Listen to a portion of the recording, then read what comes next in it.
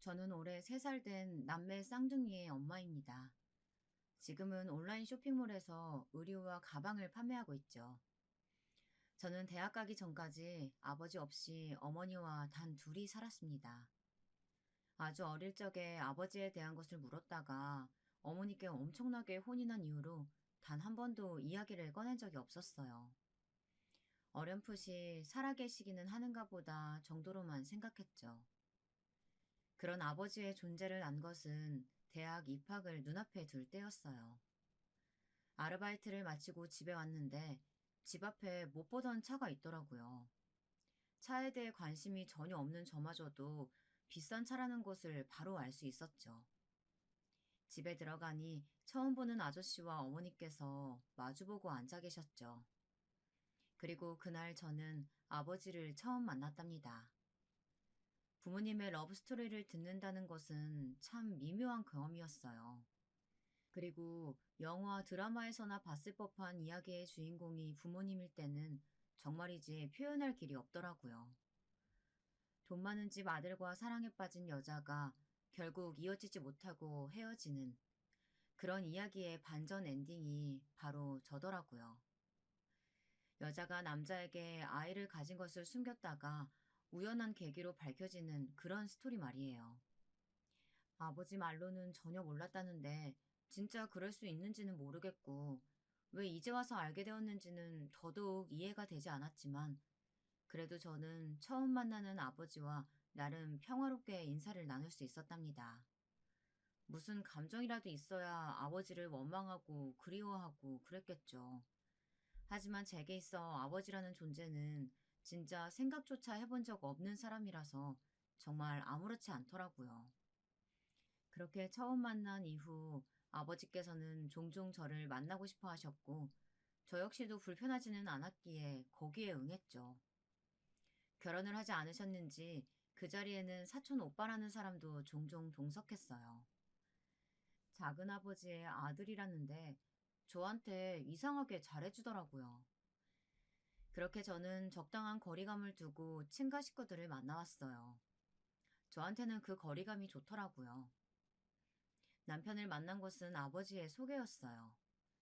늘 아버지와 함께 오시는 김 비서님께서 괜찮은 남자가 있다고 저에게 소개팅을 해보지 않겠느냐고 하시더라고요. 눈치를 보니 아버지께서 마음에 들어하는 사람인 것 같았어요. 당시 연애를 쉬고 있던 시기라 그냥 가볍게 만나보는 것쯤은 괜찮겠지 싶어서 나가겠다고 했죠. 그런데 거기 나온 남자가 바로 우리 남편이랍니다. 저는 첫눈에 호감이 갔는데 남편은 아니었다고 하더라고요. 그냥 커피만 마시고 헤어져야지 하고 나온 상태라 그냥 제가 머리부터 발끝까지 다 마음에 안 들었다고 하더군요. 그런데 이야기를 하다 보니까 호감이 생겨서 저의 다음에는 영화를 보자라는 말에 오케이를 했다고 알려주었어요. 그 뒤에 이야기는 별거 없었어요. 1년 넘는 시간 동안 남편과 저는 여느 연인들과 다르지 않았죠. 그리고 당연한 수순처럼 결혼을 하자고 약속했고요. 모든 것이 순탄하게만 흘러갈 것이라고 생각했어요. 하지만 시댁에서 저희 어머니가 미혼모라는 것을 알게 되면서 상황은 바뀌었죠. 시어머니께서 껄끄럽다라고 말씀하셨거든요. 참 기분이 더러워지는 단어더라고요. 저 역시도 그렇다면 결혼은 하지 않겠다고 했죠. 너까지 왜 그래, 진짜. 우리 어머니 시대야 그런 생각 하실 수 있잖아. 내가 충분히 설득할게. 설득? 설득하면? 오빠가 설득하면 어머니 머릿속에 그 껄끄럽다는 단어가 사라진대? 계속 나 보면서 그런 생각 하실 텐데. 엄마가 너한테 말실수하신 건 진짜 미안해. 말씀만 그렇게 하신 거지 반대하신 것도 아닌데 왜 먼저 나서서 결혼을 없겠다고 그래. 어머니 하신 말씀의 뜻이 그거 아니야? 너 같은 아이는 우리 아들과 결혼할 수 없다. 남편은 절대 아니라고 했지만 저는 이미 마음이 돌아섰어요. 자격지심이라고 해도 할 말은 없는데 어쩌겠어요. 그런 말에도 결혼이 하고 싶을 만큼이 아닌데. 남편은 어떻게든 돌아선 제 마음을 잡고 싶어 했고 저는 반대로 피하기만 했답니다. 그러던 어느 날 퇴근 시간이 다가오는데 로비에서 누군가 저를 기다린다고 하더라고요. 저는 남편이겠지 하고 별 생각 없이 내려갔다가 너무 놀라서 기절하는 줄 알았답니다. 세상에 시어머니께서 계시더라고요. 전혀 생각지도 못한 반전에 저는 정신이 하나도 없었죠. 시어머니께서는 제가 놀란 마음에 허둥지둥하는 것을 느끼셨는지 퇴근하면 앞에 있는 카페로 오라고 하시더라고요. 저는 삐걱거리면서 고개를 끄덕이고는 급히 올라가 퇴근 준비를 했죠. 머릿속에는 오만 가지의 생각으로 복잡했어요. 카페에 도착해서도 저는 아무런 말을 못했습니다. 시어머니께서도 가만히 계시기만 했고요. 혹시 결혼 없었던 일로 하자고 얘기하러 오신 걸까? 돈 봉투라도 주시면서? 아니면 자기 아들을 거절한 것에 대한 화풀이? 침묵이 길어질수록 제 머릿속에는 온갖 망상으로 가득 찼죠. 그런데 그때 시어머니께서 깜짝 놀랄 만한 말씀을 먼저 꺼내시는 거예요. 미안하다. 내가 말이 심했다. 나도 나이가 들었는지 주책 없이 하면 안 될 말을 하고 말았어. 마음 많이 상했을 텐데 미안하다. 네? 아, 네, 어머님. 이런 말로 사과해서 네 마음이 쉽게 풀리지는 않겠지만 그래도 꼭 만나서 얘기해주고 싶었다. 사연 없는 집이 어디 있겠니? 내가 생각이 짧았지. 그날 그렇게 말하고 아차 싶었는데 바로 미안하다는 말을 못했어.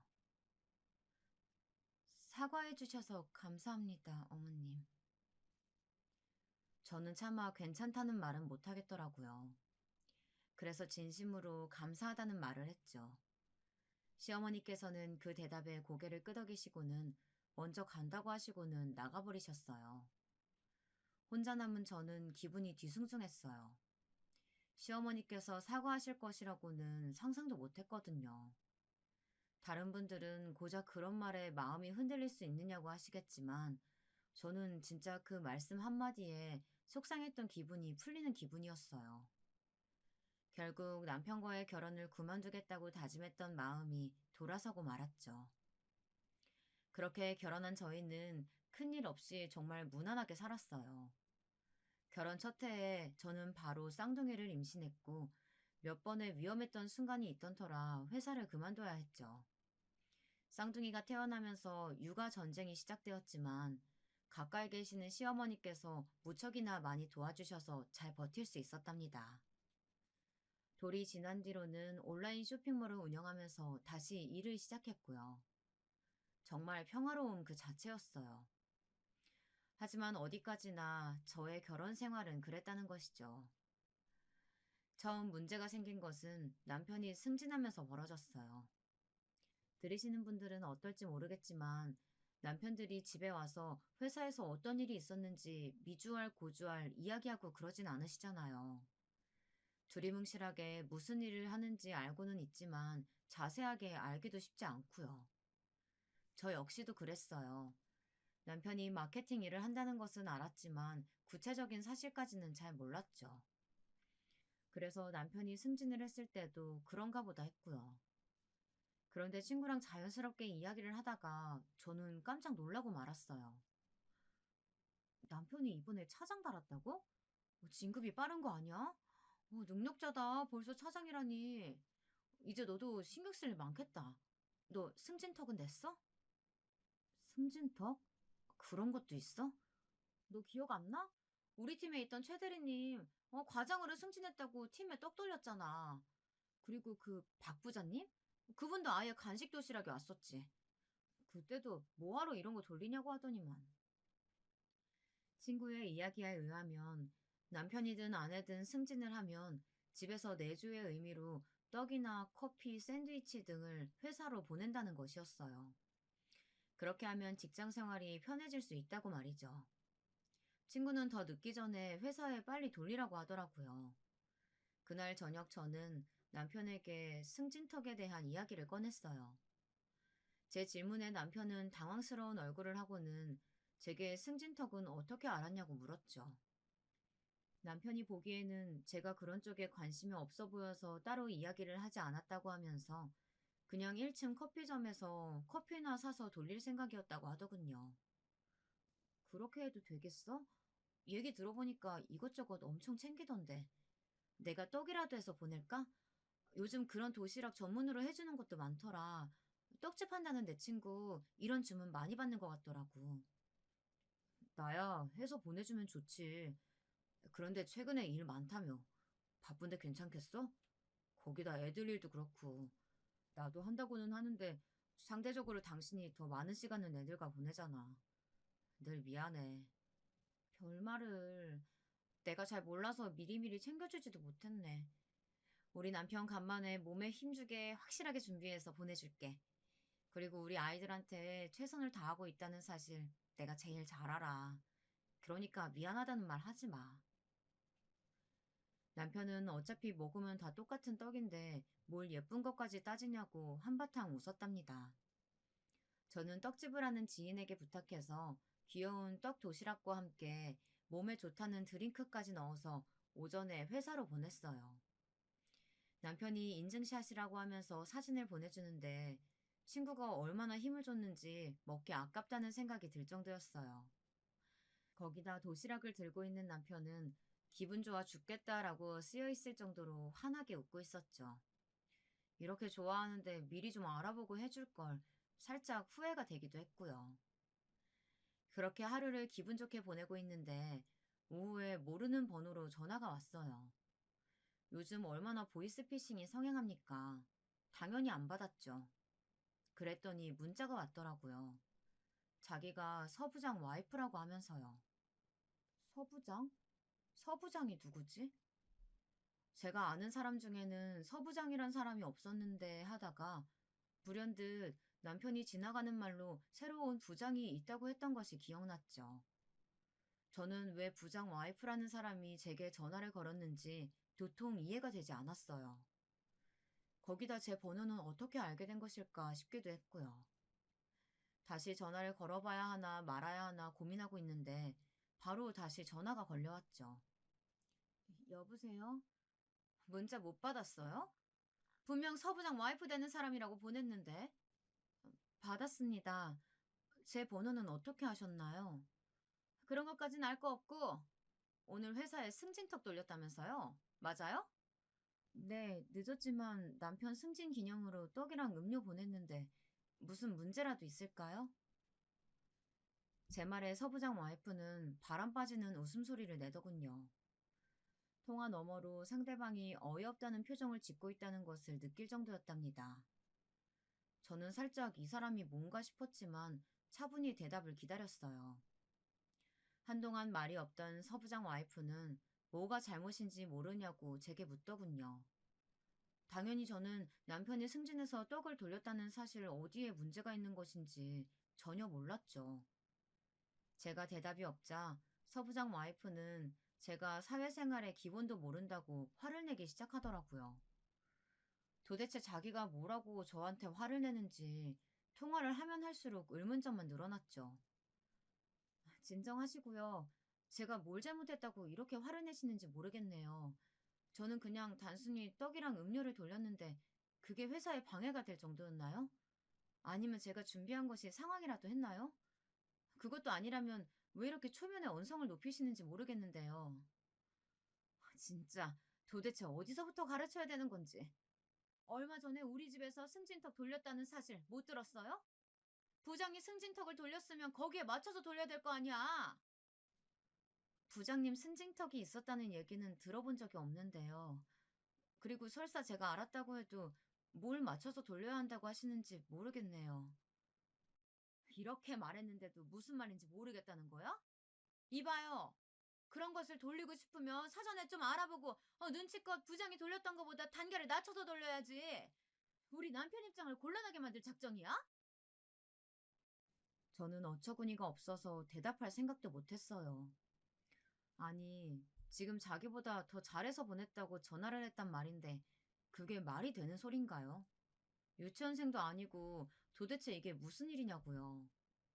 제가 말이 없자 서부장 와이프는 이번에만 넘어가는데 다음부터는 조심하라고 하더니 전화를 끊어버리더군요. 무슨 태풍이 몰아친 것 같은 기분이 들었어요. 저녁 남편이 퇴근하자마자 저는 서부장이라는 사람도 승진턱을 했냐고 물었어요. 남편은 며칠 전 오후에 커피와 쿠키를 돌렸다고 하더군요.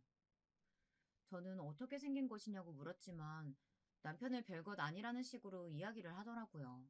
남편 성격에 사진으로 남겼을 리도 없고 저는 답답하기만 했죠. 그 일이 있고 나서 얼마 후 서부장 와이프에게서 다시 문자가 왔어요. 목요일에 모임이 있으니 나오라는 짧은 문구였죠. 친구에게 문자를 보여줬더니 회사에 내조 모임이 있다고 하더군요. 남편들은 일에 집중하게 하고 아내들이 모여서 봉사활동을 다니는 뭐 그런 모임이요. 하지만 진짜 봉사활동만 하는 그런 모임은 아닐 것이라고 살짝 겁을 주더라고요. 명목상으로는 그렇게 모이는데 막상 가보면 전혀 아닌 경우가 많거든.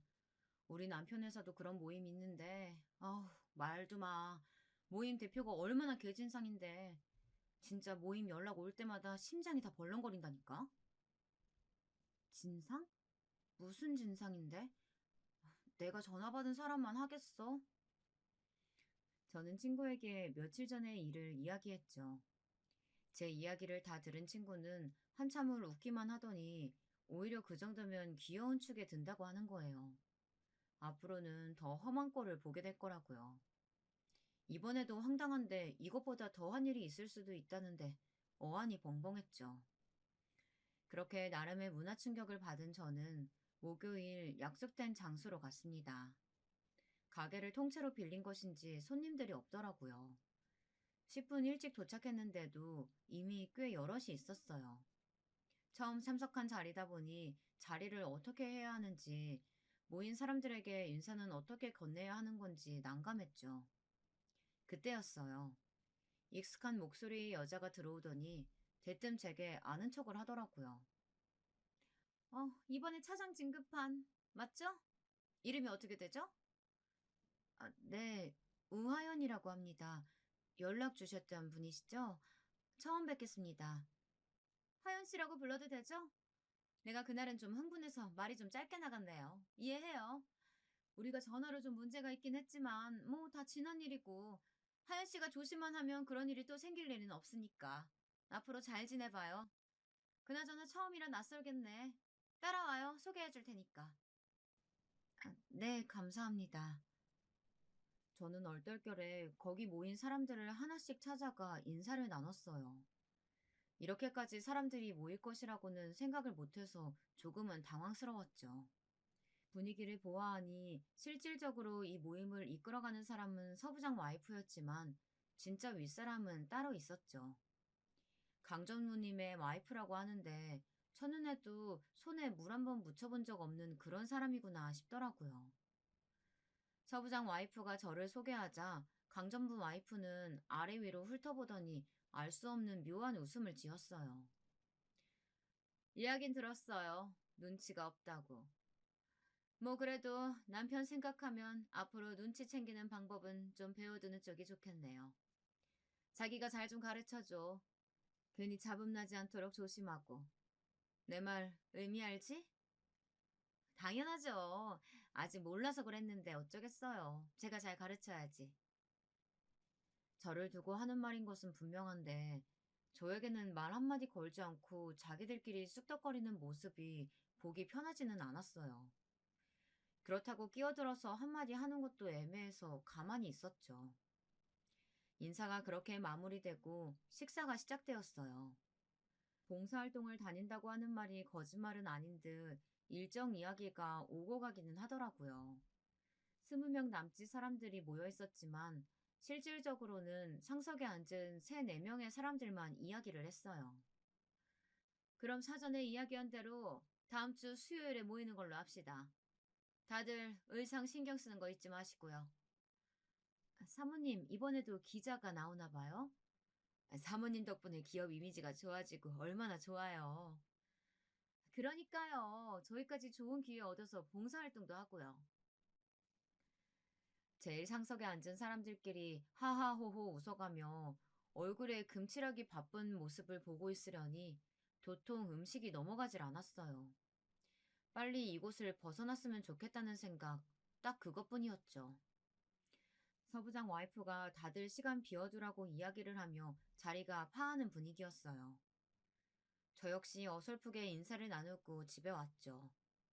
남편은 제 표정이 많이 나빠 보였는지 오늘 무슨 일이 있었냐고 묻더라고요. 저는 고민 끝에 서부장이라는 사람에 대해 물었어요. 남편은 잠시 망설이더니 낙하산인데 어느 라인인지는 잘 모르겠다고 했죠. 방송에서 유라인이 어떻고 강라인이 어떻고 하는 것은 봤지만 그게 이렇게도 통용되다니. 참 아직도 혈연, 학연, 지연이 판치는 곳이 있다니 서글프기까지 했답니다. 서부장이 바로 윗사람이라 나도 자유로울 수는 없지만 소문에는 회장님 라인이라는 소리도 있어. 강전무님 라인이라는 말도 있고. 뭐 어쩔 수 없지 뭐. 우리 같은 평사원은 그냥 눈치나 보고 비위나 맞춰야지. 자기도 진짜 직장 생활 많이 힘들겠다. 서부장이 일은 잘하는 것 같아? 글쎄, 전에 계셨던 부장님이랑은 다른 건 확실해. 그냥 시키는 대로 해야지. 나한테 무슨 선택사항이 있겠어. 괜히 눈밖에 나면 피곤해지지. 내 동기 이대리 알지? 얼마 전에 서부장한테 건의사항 하나 넣었다가 지금은 완전히 찬밥 신세더라고. 말도 안 된다 싶지만 어쩌겠어. 여긴 계급이 깡패인데. 남편은 어깨를 으쓱거리며 웃어 보였지만 그 모습을 보는 저는 마음이 복잡했어요. 어쩌면 자주 모임에 불려가게 될 것 같은데 앞으로 제 성질대로 굴지 말고 조금은 참아야겠다는 생각이 들었답니다. 봉사활동 당일 저는 약속된 장소로 나갔어요. 급식 봉사활동이라고 하더군요. 저는 혹시나 몰라 앞치마와 장갑을 챙겨갔어요. 시간이 되고 서부장 와이프를 포함한 간부들 사모님이라는 사람들이 오더군요. 진짜 그 모습을 보는데 경악을 금치 못하겠더라고요. 머리부터 발끝까지 아무리 봐도 봉사활동을 하러 온 사람들이 맞는지 의심스러운 복장을 하고 있었어요. 화려함 그 자체였죠. 얼핏 보면 간편하게 입은 것처럼 보여도 이런 것과는 조금도 어울리지 않는 옷을 입었더라고요. 심지어 화장도 얼마나 진하게 했는지 뭐하러 여기 왔지 싶었죠. 얼마 뒤 센터의 담당자로 보이는 사람들이 나오더니 굽신굽신하면서 이야기를 나누는 모습도 보였죠. 갈수록 가관이다 하고 있는데 누군가 툭툭 치더라고요. 안녕하세요, 하연 씨. 저번에 이야기를 좀 하고 싶었는데 타이밍을 못 맞췄어요. 잠깐이지만 인사만 했는데 기억하세요? 아, 안녕하세요. 기억하죠. 정아 씨 맞죠? 석 차장님. 네. 봉사활동은 처음이시죠? 저희는 안쪽으로 들어가야 해서요. 같이 가실래요? 석 차장 와이프 덕분에 저는 자연스럽게 일행들과 인사를 나누며 건물 안쪽으로 들어갔어요. 다들 음식 장만이 한창이더군요. 서 차장 와이프는 능숙하게 앞치마를 걸치고는 사람들과 함께 음식을 담는 곳으로 가더라고요. 저도 눈치껏 함께 했죠. 다른 봉사자들은 귀찮다는 표정이 역력한 얼굴로 뭘 해야 할지 알려주었어요. 진짜 그 얼굴을 직접 보셨어야 했는데 마치 방해분을 보는 그런 얼굴을 하더라고요. 이게 무슨 분위기인가 하는데 곧 이유를 알 수 있었죠. 소란스러운 소리와 함께 서부장 와이프 일행들이 들어와서는 음식 간을 본다며 여기저기 기웃거리기만 할 뿐 손 하나 까딱하지 않더라고요. 곁에 있는 급식센터 담당자는 그런 서부장 와이프 일행을 막을 생각은 하지도 않고 웃으며 맞장구만 치고 있었고요. 저는 애써 그 사람들을 모른 척하고 묵묵히 제 할 일을 하고 있었어요. 그런데 서부장 와이프가 저를 발견했는지 곁으로 다가오더군요. 하연 씨, 한두 번 해본 솜씨가 아니네요. 이런 일 많이 해봤나 봐요? 그냥 대학 시절 아르바이트를 좀 하기는 했지만 이런 일은 저도 처음이에요. 그럼 선천적으로 이런 잡일이랑 잘 맞나 보네. 다행이야. 잘 어울리는 일을 찾아서. 그럼 수고해요. 서부장 와이프는 뭐라 대꾸할 틈도 없이 사람들을 해치고는 센터장과 강전무 와이프가 이야기를 나누는 곳으로 다가갔어요. 울컥한 제가 따라 나서려는데 옆에 석 차장 와이프가 저를 붙들고는 고개를 젓더군요. 괜히 일 크게 키우지 말고 조용히 하다가 가자고 하면서요. 저는 분노로 숨이 턱턱 막혀왔지만 차분하게 심호흡을 하고는 다시 하던 일에 집중하기 시작했어요. 얼마 안 있어 서부장 와이프가 일행들과 나누는 이야기는 또렷하게 들려왔죠. 이번에도 이렇게 봉사활동하러 와주시고 얼마나 도움이 되는지 몰라요. 워낙 저희 강전무 사모님께서 관심이 많으시잖아요. 이런 봉사활동에. 오늘도 없는 시간 만들어서 오셨다니까요? 무슨 그런 얘기까지 낯간지럽게. 돈 기부도 좋지만 이런 일에 동참하면서 알리는 것도 다 우리가 해야 하는 일이잖아. 그러니까요. 사모님 깊은 마음을 우리가 다 헤아릴 수 없어서 늘 아쉽죠. 저희야 이렇게 도움 주셔서 감사하기만 하죠. 이제 시간 다 됐는데 어떻게 급식 봉사까지 하고 가시겠어요? 아무래도 사진은 그쪽이 잘 나올 것 같은데요. 센터장의 권유로 서부장 와이프 일행이 나가고 나자 봉사자분들의 욕설이 들리면서 다들 손이 더 바쁘게 움직였어요. 제가 잘못한 것도 아닌데 저까지 고개가 숙여지더군요. 급식 현장에 나와보니 서부장 와이프의 일행들은 맨 앞에 떡하니 자리 잡고는 생글생글 웃으면서 급식을 담아주고 있었어요. 저는 뒤편에 자리를 잡아 빈 식판을 모으는 일을 했죠.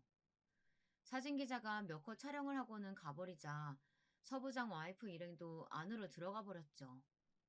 얼굴이 타면 안 된다는 둥, 너무 봉사활동을 많이 하셨다는 둥, 말도 안 되는 소리를 하면서 말이에요. 참 기도 안 차는데 그걸 지적할 틈이 없이 바쁘더라고요. 늘 이런 식이에요. 봉사활동 와서 일하는 사람들은 차장급이나 부장급 와이프들이죠. 저분들은 사진만 찍으면 끝이거든요. 매번 이런 식으로 하는데 다들 나오시는 거예요? 처음에는 이런 취지가 아니었는데 강전무 사모님께서 모임을 이끌기 시작하면서 좀 변했어요. 거기다 서부장 사모님까지 합세하고 난 이후로는 아휴 정말이지. 처음 하는데도 이렇게 화가 나는데 정말이지 대단하세요. 다 참아가며 하시다니. 어쩌겠어요. 서부장이나 그 사모님이나 똑같은 인간들이라 괜히 미운털 박히면 큰일인데. 하연 씨 오기 전에 김 차장 와이프가 서부장 사모님한테 대들었다가 어떻게 됐는지 들었어요? 김 차장님 바로 현장 발령받아 지방으로 갔잖아요. 그런 일이 진짜 있을 수 있다고요? 아니 회사 일에 여기에 있었던 일이 무슨 상관이라고요? 하연 씨가 아직 몰라서 그러는데 지금 이 모임을 끌고 가는 분들이 그렇게 힘 자랑하는 걸 좋아하는 사람들이라 어쩔 수가 없어요. 식판 뒤처리를 하면서 석 차장 와이프뿐만 아니라 오 차장 와이프까지 가세해서는 그동안 있었던 일들을 쭉 들려주는데 소름이 확 돋았어요. 대학 시절 때 해보고 정말 오랜만에 대량의 설거지를 했더니 허리가 뻐근한 것이 피곤하더라고요. 빨리 집에 가서 쉬고 싶었죠. 그런데 서부장 와이프가 와서는 식당에 점심 예약이 되어 있다고 가자고 하더라고요. 거절하고 싶은 마음이 굴뚝 같았지만 방금 들은 말도 있고 해서 어쩔 수 없이 따라갔죠. 식사를 한창 하고 있는데 갑자기 서부장 와이프가 호들갑을 떨며 큰 소리로 이야기를 하더라고요. 사모님, 다음 주에 김장하신다고요? 어머, 맛있겠다. 저희도 부르실 거죠? 민폐인 거 아닌가 모르겠네. 와서 도와주면 나야 고맙지.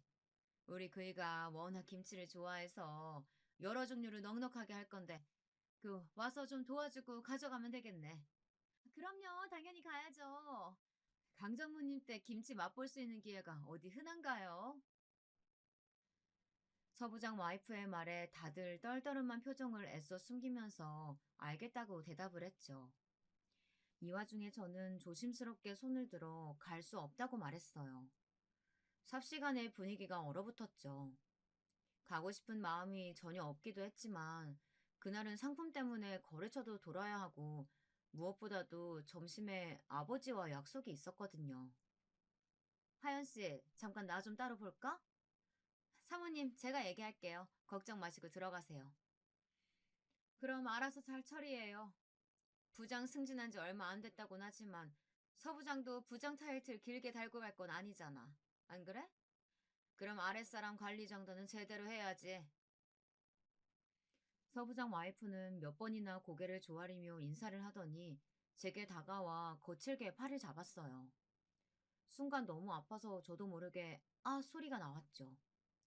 하지만 다들 힐끔 보기만 할 뿐 자리를 피하더라고요. 가게에 서부장 와이프와 저 이렇게 두 사람만 남자 제 팔을 신경질적으로 놓은 서부장 와이프는 숨을 고르며 냉수를 들이켰죠. 저는 아려오는 손목을 돌리며 서부장 와이프를 노려보았어요. 진짜 하연 씨, 사람이 왜 이렇게 말귀를 못 알아들어? 아니 그 자리에서 못 나온다는 말이 나와요? 저번에 내가 소개할 때 뭐로 들었어요? 강정무님 사모님이라는 말 못 들었어요? 들었어요. 하지만 그날 저도 일정이 있어서 못 가는데 그런 말도 못 하나요? 못 하는 게 아니라 안 해야 되는 거지. 일정이 있으면 옮기던가 아니면 거길 안 가던가. 이 자리가 얼마나 중요한데 여기서 고작 차장 와이프가 입을 열어요, 열기를. 다른 사람들은 하는 거 못 봤어? 갑자기 일정을 맞춰라. 무조건 내라고 대답해라. 여기가 군대도 아닌데 제가 왜 그렇게까지 해야 하는데요? 지금 하연 씨 행동이 남편한테 어떤 영향을 줄지 생각은 안 해봤어요? 진짜 한번 본때를 보여줘야 정신을 차리려나. 아, 정말 짜증나게. 하여튼 다음 주 수요일 이상한 소리 하지 말고 내가 문자 보내줄 테니까 그쪽으로 와요. 김장 준비해서. 서부장 와이프는 더 이상의 이야기는 필요 없다는 듯이 나가버렸죠. 저는 살짝 참았어야 하나 후회가 되기도 했지만 무슨 일이라도 있을까 싶기도 했어요. 하지만 제가 정말 아니랬더라고요.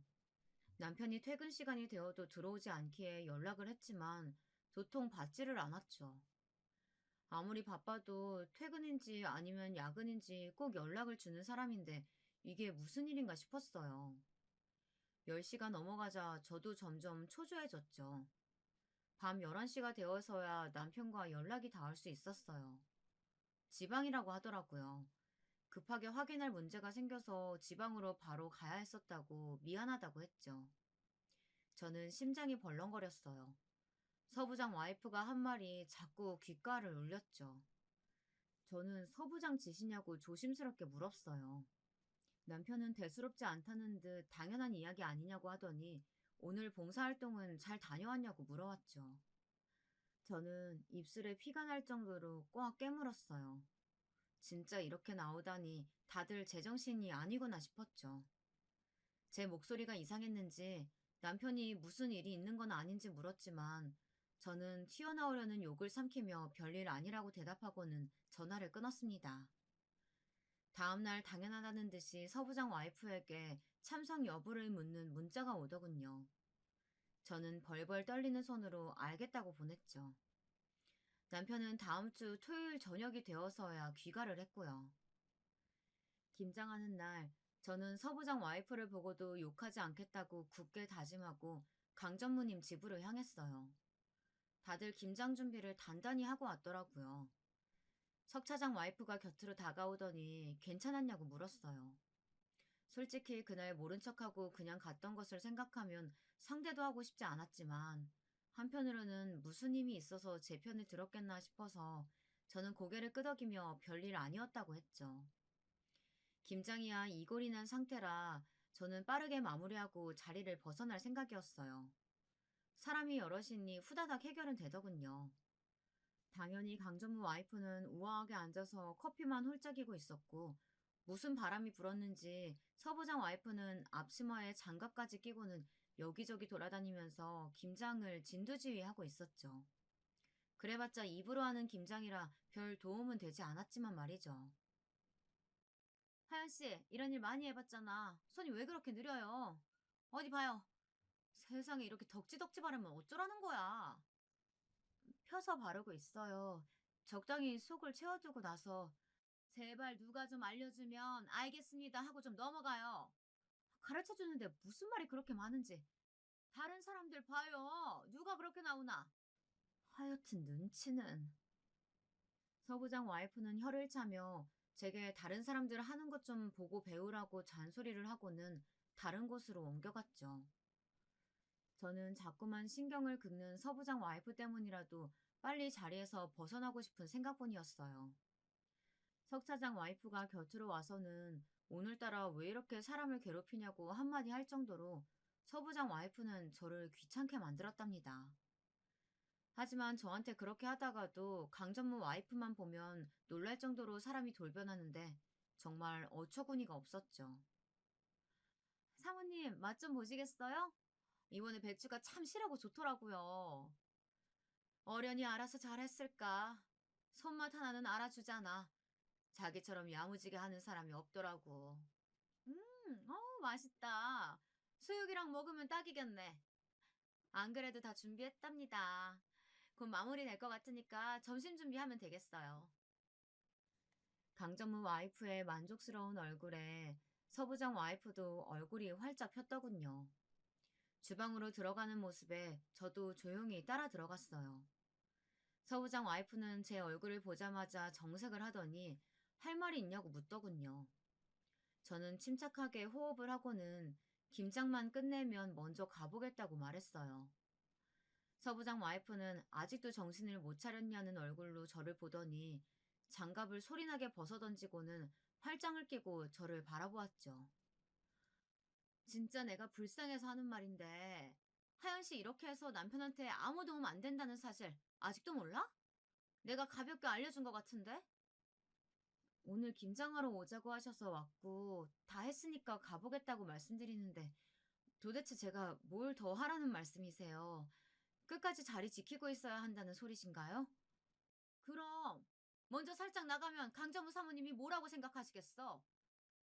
바쁘긴 쇼핑을 하는 사람이 바빠봤자 아니야? 알아보니까 그리 잘 나가는 것도 아니던데. 용돈벌이 삼아서 하는 것 같던데. 그럼 우선순위를 똑바로 둬야 될 거 아니야?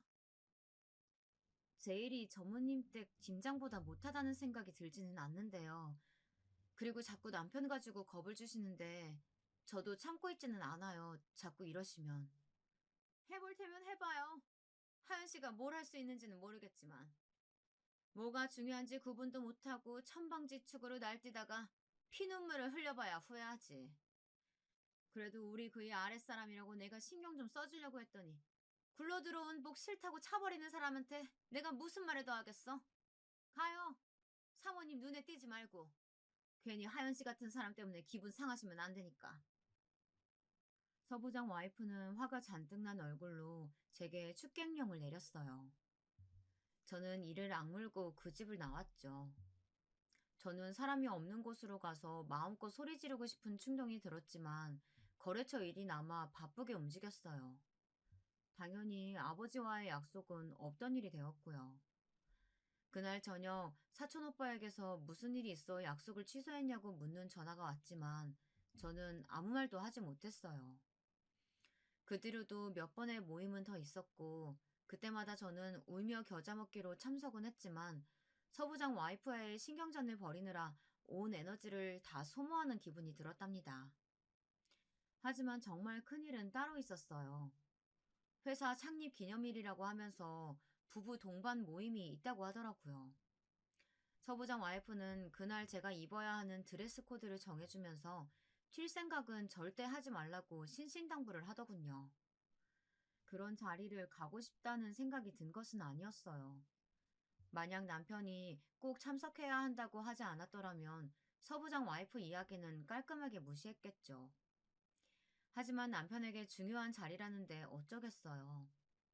저는 남편과 함께 깔끔한 옷을 챙겨 입고 기념일 파티로 향했어요. 살짝 긴장이 되기도 했지만 오늘 하루 조용히 넘어갈 수만 있다면 뭐든 좋겠다는 생각을 하고 호텔로 들어가는데 너무 낯익은 사람이 있더라고요. 사촌 오빠였죠.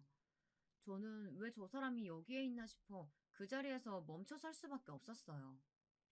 사촌 오빠도 저를 발견했는지 눈짓을 했죠. 남편은 저의 반응에 어리둥절해하며 무슨 일이냐고 물었어요. 저는 잠깐 물을 좀 마시고 싶다고 하고는 음료가 준비된 곳으로 갔죠. 뭘 놀라고 그래? 내가 여기 있는 게 이상한 일이야? 여기는 왜 오신 건데요? 오빠가 이 회사랑 무슨 관련이 있다고? 뭐? 무슨 관련이라니? 여기 큰아버지 회사잖아. 나는 여기 부사장이고. 저는 너무 놀라서 들고 있던 잔을 놓칠 뻔했어요. 다행히 사촌 오빠가 잘 잡아줘서 위기를 넘길 수 있었습니다. 사촌 오빠는 어이가 없다며 어떻게 모를 수 있냐고 했지만 저는 아버지란 사람이 어디서 무슨 일을 하는지 한 번도 물어본 적이 없었거든요. 어차피 자식으로 인정받을 수 있는 것도 아니라고 생각했기 때문에 남편에게조차도 말한 적이 없었어요. 아버지 역시 저를 딸이라고 공개해봤자 숨겨둔 자식이 있다는 소리밖에 더 듣겠냐고 하시면서 가끔 저와 마주 앉아 밥 먹고 안부 인사를 주고받는 것으로 충분하다고 하셨고요. 뭐 회장님 정도는 되겠다고 생각은 했지만 남편의 회사 회장님일 것이라고는 조금도 생각하지 못했어요. 너도 참 너답다. 어떻게 그러냐? 아무리 그래도 장서방이 큰아버지 회사 사람이라는 것도 모르고 있었다는 게 말이 되냐? 심지어 큰아버지가 괜찮은 사람으로 콕 찍어서 장서방 너한테 소개시켰는데 그냥 건너 건너서 알고 지내는 사이 아닐까 싶었지. 남편한테는 아버지에 대해 이야기도 못했는데. 사촌 오빠는 잘하는 짓이라고 말하며 혀를 차고는 나중에 따로 아버지에게 인사나 드리라고 하고는 자리를 비켜주었어요. 혼자 남은 저는 과연 오늘 하루를 잘 버틸 수 있을까 고민이 되었죠. 그때였어요. 누군가 곁에 와서 서 있는 게 느껴졌죠. 서부장 와이프였어요. 하연 씨, 저기 안쪽에 강전무님 사모님 보이지? 저기서 와인 챙겨서 와요. 사모님 좋아하는 와인 레드니까 특별히 신경 쓰고. 제가요? 어차피 홀을 돌아다니시는 분들도 많은데. 아니, 뭘 좀 시키면 단박에 알겠습니다 하는 법이 없어. 어떻게 사람이. 잔말 말고 시키는 대로나 해요. 서부장 와이프는 찬바람 쌩쌩 불면서 자리를 떠났어요. 저는 지끈지끈 거리는 머리를 몇 번이나 눌러주고는 레드와인을 받아 자리로 향했죠. 안쪽은 사람들이 많이 없더라고요. 강전무 와이프는 무표정한 얼굴로 저를 보더니 제가 내미는 와인을 가만히 쳐다보고만 있더라고요. 손이 부끄러울 정도로 말이죠. 이게 무슨 상황인지 혼란스러웠지만 괜히 시끄럽게 만들어 주변 사람들의 시선을 받고 싶은 생각이 없었기에 저는 가만히 기다리고만 있었죠. 얼마의 시간이 지났을까 강전무 와이프가 입을 열었어요. 남편이 차장이라고? 이제 겨우 시작선에 섰으면서 아주 꼿꼿하다고 하더니만 별거 없네. 뭘 시켜도 말이 많다며 소란만 불러일으키고. 이런 사람을 과연 우리가 계속 챙겨줘야 할까? 사모님, 그래도 너그럽게 봐주세요. 이런 사람이라도 저희 남편 부하 직원 가족인데 어쩌겠어요. 제 업보죠.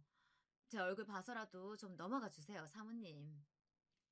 자기가 자꾸 그렇게 봐주니까 더 건방진 거야. 고작 차장 자리 하나 차지하고 앉았으면서 뭐가 그렇게 잘났다고. 진짜 요즘은 왜 다들 이렇게 겸호가 없는 거야? 하연 씨 뭐해요? 사과하지 않고. 사모님께서 지금 누구 때문에 화가 나셨는데? 두 사람의 대화를 듣고 있노라니 저도 점점 화가 치밀어 오르더라고요. 저는 들고 있던 와인을 단숨에 비우고는 강전무 와이프와 서부장 와이프를 노려보았어요. 제 시선이 바뀐 것이 느껴지자 두 사람도 어이가 없다는 얼굴로 헛웃음을 지었죠. 뭐, 내가 한 말에 기분이라도 나빠요? 하연 씨? 남편 승진은 다 아내들의 내조에 걸렸다는 소리도 못 들어봤어? 아니면 그런 교육을 받을 기회가 없었나? 말씀이 지나치시네요.